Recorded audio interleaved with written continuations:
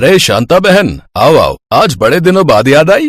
भैया 4 kilo biryani pack कर दो, आज घर में मेहमान आए हैं, उनसे तुम्हारी बिरयानी की खूब तारीफ की है मैंने, तो कह रहे आज टेस्ट करवाई दूं। हाँ हाँ शांता बहन, अभी पैक कर देता हूँ, साथ में सलाद और चटनी भी रख दूंगा। बिरयानी बिल्कुल गर्म है, उम्मीद करता हूँ आपके मेहमानों को पसंद आएगी।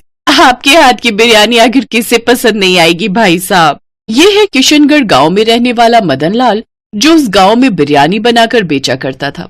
उसकी बिरयानी गांव में सभी को खूब पसंद आती थी।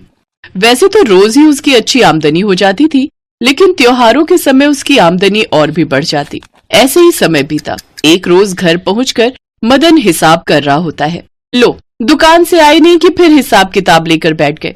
चलिए पहले चलकर खाना खा लीजिए, उसके बाद ये सब करते रहना। ललिता, इतनी कम कमाई से हम अच्छी जिंदगी कैसे जी पाएंगे? नहीं नहीं, मुझे अपने काम को कैसे भी करके आगे बढ़ाना होगा। अब मदन कोई न कोई जुगाड़ लगाकर अपनी लागत कम करके कमाई बढ़ाना चाहता था। इसके लिए उसने बिरयानी में महंगे चावल की जगह राशन के सस्ते चावल डालने शुरू कर दिए। अरे भाई, ये चावल तो बहुत छोटे लग रहे हैं और स्वाद भी इनका अलग है। नहीं रमेश भाई, चावल तो वही है और वैसे भी इतने कम दाम में तुम्हें कहीं और बिरयानी नहीं मिलेगी। नहीं नहीं, वो बात नहीं है, आपके यहाँ की तो बिरयानी लाजवाब है। लेकिन उस रोज भी उसकी कमाई 2000 से ज्यादा नहीं हो पाती। ये देख वो परेशान हो जाता है, इसलिए वो और बचत करने के चक्कर में बिरयानी के साथ सलाद और चटनी देना भी बंद कर देता है। ऐसे ही दिन बीते। एक रोज वो किसी काम से शहर गया हुआ था और लौटते वक्त जंगल वाले रास्ते से घर लौट रहा था। तभी उसकी नजर आदिवासियों के ऊपर जाती है, जो कुत्ते को पकड़कर आग में पकाकर खा रहे होते हैं। ये देखकर मदन लाल उनके पास जाता है। अरे अरे, ये तुम लोग क्या कर रहे हो? इस कुत्ते को पकाकर खा रहे हो? हाँ, हम आदिवासी हैं भाई, और जब हमें खाने के लिए कुछ नहीं मिलता तो हम इसे ही पकाकर खा जाते हैं। बहुत ही स्वादिष्ट होता है, आप खाओगे क्या? अरे नहीं नहीं, तुम लोग ही खाओ। बाजार में चिकन कितना महंगा मिलता है, कितने पैसे तो उसी में बर्बाद हो जाते हैं। तो क्यों ना मैं भी इनकी तरह बिरयानी में कुत्ता डालकर बेचूं। वैसे भी लोगों को तो मांस खाने से मतलब है, फिर वो चाहे मुर्गे का हो या कुत्ते का। ऐसा सोचकर अगले ही दिन मदन लाल जंगल की ओर जाता है और थोड़ी सी बोटी डालकर कुत्ता पकड़ लाता है, फिर उसे काट कर ले आता है और अगले दिन उसी में बिरयानी बनाकर सबको खाने को देता है, जिसे खाने के बाद एक ग्राहक उससे कहता है, अरे मदन भाई, ये क्या, ये बिरयानी में तो एक भी लेग पीस नहीं है, ऊपर से इसका स्वाद भी कुछ अटपटा सा है। अरे अब जरूरी तो नहीं ना कि हर रोज आपको लेग पीस ही मिले, जो बना है उसे खा लो। तभी वहाँ शांता बहन आ जाती है। आओ आओ शांता बहन, बड़े दिनों बाद आई हैं आप। क्या करें मदन भाई, अब महंगाई भी तो इतनी बढ़ गई है, अब रोज रोज तो बिरयानी खाई नहीं जा सकती। अच्छा, अब 2 किलो बिरयानी पैक कर दो। उस दिन मदन लाल खुश था, कम लागत लगने से उसकी ज्यादा कमाई हो गई थी। शांता जब वो बिरयानी लेकर घर आती है और अपनी बेटियों को खाने को देती है, तो उन्हें उसमें से एक अजीब सी स्मेल आती है। छी माँ, इसमें तो कितनी बदबू आ रही है, दिखा तो, आय हाय कितनी गंदी बदबू है, मैं अभी से फेंक कर आती हूँ। शांता बिरयानी बाउल में लिए बाहर जाती है, तभी एक आदिवासी आदमी उससे टकरा जाता है। नजरों में कोई खराबी है क्या, जो देखकर नहीं चला जाता? माफ करना माई, कल से भूखा हूँ, कुछ खाया नहीं है, आपके पास कुछ खाने को है तो दे दो। ये बिरयानी इसे ही दे देती हूँ, वैसे भी पैसे देकर खरीदी है तो बेकार में फेंकने से अच्छा है कि इसे ही खाने को दे दूं, कम से कम बदले में दुआएं तो देगा। अच्छा ये लो, चिकन बिरयानी खा लो। चिकन बिरयानी? आप मुझ भूखे को बिरयानी खिलाएंगे? आपका दिल तो सचमुच बहुत बड़ा है। उस बिरयानी को जैसे ही उस आदमी ने अपने मुंह में डाला तो उसने कहा, क्यों मजाक करती हो बहन जी, ये कुत्ता बिरयानी देकर इसे चिकन बिरयानी कह रही हो? ये क्या बकवास कर रहे हो? मैं एक आदिवासी हूँ, जंगल में कुछ न मिलने पर कुत्ता भी पकाकर खा जाते हैं, इसलिए मुझे अच्छे से पता है कि इसमें डाले हुए पीस कुत्ते के हैं। ये सुनकर शांता गुस्से में आ जाती है। उधर घर जाने से पहले मदन लाल उस दिन भी जंगल से कुत्ता मारकर बोरे में डालकर घर लाता है और घर के पीछे छुपकर उसे लाकर काट रहा होता है। छी, ये आप क्या कर रहे हैं? इसका मतलब आप बिरयानी में कुत्ता डालकर, हे भगवान, आपको शर्म नहीं आई लोगों को धोखा देते हुए? चुप कर तू, धंधे में हर चीज जायज है, समझी? आज भी मैं दुकान में कुत्ता बिरयानी बेचकर आया हूँ और ये देख मेरी कितनी कमाई हुई है, देख। फिर वो दोनों घर के अंदर चले जाते हैं। कुछ देर बाद उनके घर के बाहर लोगों की भीड़ लग जाती है। अरे इतने सारे ग्राहक यहाँ, लगता है इनको वो बिरयानी कुछ ज्यादा ही पसंद आ गई। तभी तो घर तक लेने आ गए। अभी नहीं, देखिए कल मिलेगी। अब आपको कल मिलेगी चिकन बिरयानी। अच्छा, चिकन बिरयानी या कुत्ता बिरयानी? अरे बिल्कुल सही कह रही है वो। है तुम्हारे हाथ की बिरयानी खाकर मुझे सुबह से उल्टियां हो रही हैं और मुझे तब से दस्त लग गए। भाई साहब जरा यहाँ आना तो। उस आदिवासी आदमी को वहाँ देख मदनलाल हैरान रह गया। इसे अभी के अभी पुलिस के हवाले कर देते हैं। इसे ऐसे नहीं छोड़ना चाहिए। खाने में इतनी मिलावट कर रहा है ये। सब मदन को पकड़ कर ले जाने वाले होते हैं कि तभी वहाँ ललिता आ जाती है और वो सबसे अपने पति के किए की माफी मांगती है। मदनलाल को भी अपनी गलती का एहसास हो जाता है और वो भी सबसे माफी मांगता है। गांव वाले उन दोनों पर दया खाकर उन्हें माफ कर देते हैं, लेकिन मदन अपने लालच के चक्कर में अब अपनी बिरयानी की दुकान से हाथ धो बैठता है, क्योंकि अब कोई भी ग्राहक उसके यहाँ आना पसंद नहीं करता था।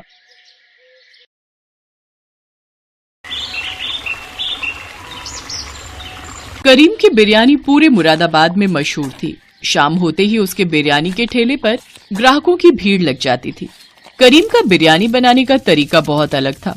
बढ़िया चिकन, मटन और खुशबूदार मसाले, खिला खिला चावल बिरयानी के स्वाद में चार चांद लगा देता था। पर अचानक एक दिन करीम को हल्का बुखार आया तो वो घर पर थोड़ा आराम करने के लिए उस दिन ठेला नहीं लगा सका। उसने सोचा कि तबीयत में सुधार हो जाएगा, पर करीम की तबीयत ज्यादा बिगड़ गई और बुखार ज्यादा बढ़ता गया, जिस कारण करीम के शरीर में बहुत कमजोरी हो गई। इसी वजह से करीम बिरयानी का ठेला भी नहीं लगा पा रहा था और उसके काम का नुकसान हो रहा था। ये लो तुम्हारी दवाई, डॉक्टर साहब ने बोला है बिल्कुल भी काम पर नहीं जाना, अभी तुम कुछ दिन और आराम करो। नहीं रुखसाना, मेरा पहले ही काम बहुत खराब हो गया। कितने दिन से मैंने ठेला नहीं लगाया और तुम्हें तो पता है घर का किराया सर पर आ रहा है। बिजली पानी सबका किराया भी तो देना है। काम नहीं करूंगा तो पैसे कहाँ से आएंगे। चिंता मत करो, अब मैं ठीक हूँ, बस थोड़ी कमजोरी है। कल सुबह ठेला लगाने की तैयारी करता हूँ। एक काम करती हूँ, मैं भी तुम्हारे साथ जल्दी उठ जाऊंगी, दोनों मिलकर तैयारी कर लेंगे। ठीक है, फिर सुबह मुझे जल्दी उठा देना। और करीम मियाँ, किराया कब दे रहे हो? मैंने सोचा तुम तो आओगे नहीं तो खुद ही आ जाऊं। अकरम भाईजान, बस कुछ दिनों से तबीयत खराब चल रही है, इसलिए काम भी बंद पड़ा है। कुछ दिन कमाई करके फिर मैं जल्दी ही किराया देने की कोशिश करूंगा। नहीं, अब एक भी दिन ऊपर नहीं करना। कल तक मेरा किराया मुझे दे दो। वैसे भी मेरे साले की शादी है, मैं कुछ दिनों के लिए परिवार के साथ शादी में जा रहा हूँ। उसके बाद बहुत देर हो जाएगी। शादी के लिए खरीदारी भी तो करनी है। तू कुछ भी करके कल तक पैसों का इंतजाम कर ले, मैं कल फिर आऊंगा। अकरम धमकी देकर चला जाता है। करीम बिरयानी का ठेला लेकर बाजार पहुंचता है, पर अब उसी जगह पर किसी दूसरे आदमी ने बिरयानी का ठेला लगाना शुरू कर दिया। उसके सारे ग्राहक भी उसी ठेले पर बिरयानी खाने लगे, क्योंकि वो बिरयानी वाला करीम से कम दाम में बिरयानी खिला रहा था। इस कारण करीम की बिक्री बहुत कम हुई। करीम परेशान हो गया, क्योंकि अगले दिन अकरम फिर से किराया लेने आ गया। देख करीम, तू मेरा किराया नहीं चुका सका। अब ये ठेला, बर्तन और घर का सामान मैं कबाड़ में बेचकर अपना किराया पूरा करूंगा। चलो लड़को, जल्दी जल्दी सारा सामान उठाओ और ले चलो। अकरम भाई, ऐसा ना करो, मेरे छोटे छोटे बच्चों को लेकर मैं कहाँ जाऊंगा? रात होने को है। अकरम भाईजान सुनो, अल्लाह के लिए मुझ पर रहम करो अकरम भाई। अकरम ने करीम की एक नहीं सुनी। वो उसका सारा सामान उठाकर ले गया। करीम की आंखें आंसुओं से भर गईं। उसने अपने बेटे को गोद में लिया और पत्नी और बेटी के साथ घर से बाहर निकल आया। सुनिए, शाम होने को है, अब हम कहाँ जाएंगे? कोई ठिकाना भी तो नहीं है। थोड़ी देर में दिल्ली की बस आने वाली है, दिल्ली में ही रहेंगे। यहाँ मुरादाबाद में रहने का अब कोई फायदा नहीं। दिल्ली एक बार भाईजान के पास चलते हैं, हो सकता है वो कोई काम दिलवा दे। करीम अपनी पत्नी और बच्चों को लेकर मुरादाबाद बस अड्डे से दिल्ली की बस में बैठ गया और दिल्ली अपने बड़े भाई रहमान के घर पहुंचा। पर रहमान की पत्नी सलमा ने उन्हें वहां रहने के लिए साफ मना कर दिया। देखिए जी, मैं इन्हें यहाँ रहने के लिए इजाजत नहीं दे सकती। आप तो जानते ही हैं दिल्ली शहर में खर्चे कितने हैं। हम ही बड़ी मुश्किल से 2 वक्त की रोटी जुटा पाते हैं। अब इन दोनों का साथ में बच्चों का खर्चा उठाना हमारे लिए बहुत ही मुश्किल है। आप बुरा मत मानो करीम भाईजान, आपको कहीं और रहने का इंतजाम करना पड़ेगा। बेगम, कुछ दिन तो। आप बीच में मत बोलो, बात मैं कर रही हूँ ना। देखिए भाईजान, ये सीधे हैं, ये तो आपको अपना छोटा भाई मानकर यहाँ रख लेंगे, पर सारी परेशानियां तो मैं जानती हूँ ना। छोटी छोटी चीजों के लिए कितनी मुश्किलें आती हैं। रुखसाना, तुम्हारे भी तो मायके वाले रामपुर में है ना, उनके पास क्यों नहीं चली जाती हो? भाभी जान, आप तो जानती हो मेरे मायके में भाभी ही बची हैं। वो भी बड़ी मुश्किल से मजदूरी करके अपने मायके में रहकर बच्चों को पाल रही हैं। अम्मी, अब्बू, भाईजान सभी दुनिया से चले गए। कहते कहते रुखसाना रो पड़ी। कुछ भी हो, अब यहाँ आप लोगों के लिए कोई जगह नहीं है, माफ करना।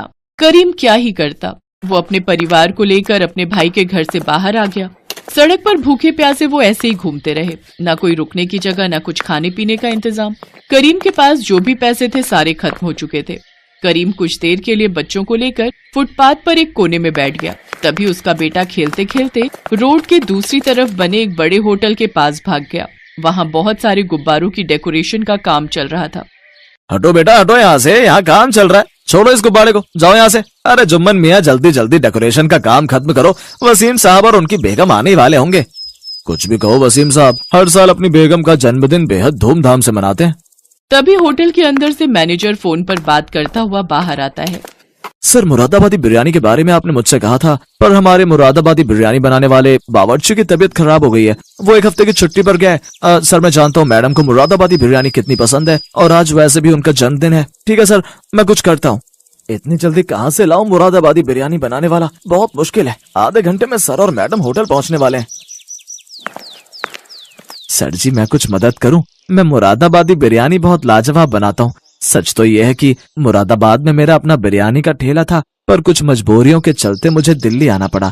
आप मेरे से बिरयानी बनवा कर देख सकते हैं, मुझे भी काम मिल जाएगा और आपका भी काम हो जाएगा। मेरा नाम करीम है। बच्चा खेलते खेलते यहाँ आ गया था, मैं उसे बुलाने आया, तभी आपकी बातें सुनी और मुझे लगा कि आप बड़ी परेशानी में हैं। अच्छा तो तुम मुरादाबाद के रहने वाले हो, ठीक है। अगर तुम मुरादाबादी बिरयानी लजीज बना सकते हो तो हमें कोई हर्ज नहीं है। आओ मैं तुम्हें होटल की रसोई दिखा देता हूँ। ठीक है साहब, मैं अपनी बेगम को बोल देता हूँ, फिर आपके साथ चलता हूँ। करीम रुखसाना को बोलकर मैनेजर के साथ होटल के अंदर चला जाता है। होटल की रसोई में जाकर करीम बिरयानी बनाना शुरू करता है। आसपास खड़े बहुत से बावर्ची उसे मुरादाबादी बिरयानी बनाते हुए देख रहे थे। करीम के लिए तो बिरयानी बनाना बहुत ही आसान था। वो झटपट बहुत ही बढ़िया लजीज खुशबूदार बिरयानी बनाकर तैयार कर देता है। मैनेजर उस बिरयानी को जब टेस्ट करता है तो वो हैरान रह जाता है। सचमुच करीम के हाथों की बिरयानी बहुत ही स्वादिष्ट थी। क्या बात है करीम मियां, तुमने तो बिरयानी बहुत ही बढ़िया बनाई है। मुझे लगता है सर और मैडम को तुम्हारी बनाई हुई मुरादाबादी बिरयानी बहुत पसंद आएगी। तुमने तो मेरी सारी परेशानी दूर कर दी। शुक्रिया साहब। करीम बिरयानी बनाकर होटल के बाहर आ जाता है और वहीं अपनी बेगम और बच्चों के साथ बैठ जाता है। होटल के अंदर से जन्मदिन की पार्टी की आवाजें आ रही थी। करीम बाहर ही इंतजार कर रहा था कि कब उसे मैनेजर बताएगा कि उसके हाथों की बिरयानी सबको कैसे लगी। काफी देर तक वो बाहर बैठा रहा। सुनो जी, आपको बिरयानी बनाकर आए बहुत देर हो गई, अभी तक मैनेजर ने आपको कुछ भी नहीं बताया। कहीं ऐसा तो नहीं कि वो बिरयानी बनवाकर भूल गए हो? एक बार आप खुद जाकर बात करते कि वो क्या कहते हैं, बच्चों को भी भूख लगी है। बेगम अभी तो पार्टी चल रही है, हो सकता है पार्टी खत्म होने के बाद मुझे बताएं। ऐसे बीच में जाना अच्छा नहीं लगेगा। कुछ देर और इंतजार करते हैं। तुम रुको, मैं बच्चों के लिए सामने ठेले से कुछ खाने का लाता हूँ।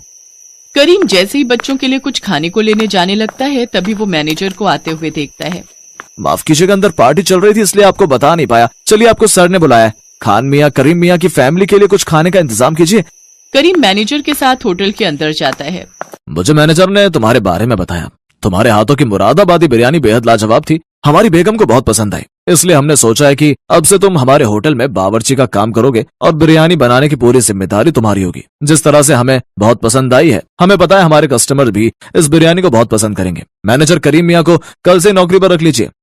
शुक्रिया साहब, बहुत बहुत शुक्रिया। गरीब अकरम होटल के मालिक वसीम मियाँ को शुक्रिया कहता है। वो बहुत खुश था। उसकी आंखों में खुशी के आंसू थे क्योंकि उसे इतने बड़े होटल में बावर्ची की नौकरी मिल गई, जहां पर उसकी तनख्वाह भी बहुत अच्छी थी। अल्लाह की रहमत से करीम की जिंदगी से दुखों का साया हट गया। उसकी मेहनत की वजह से दिल्ली जैसे बड़े शहर में बड़े होटल में उसे बावर्ची की नौकरी मिल गई और उसकी सारी परेशानियां दूर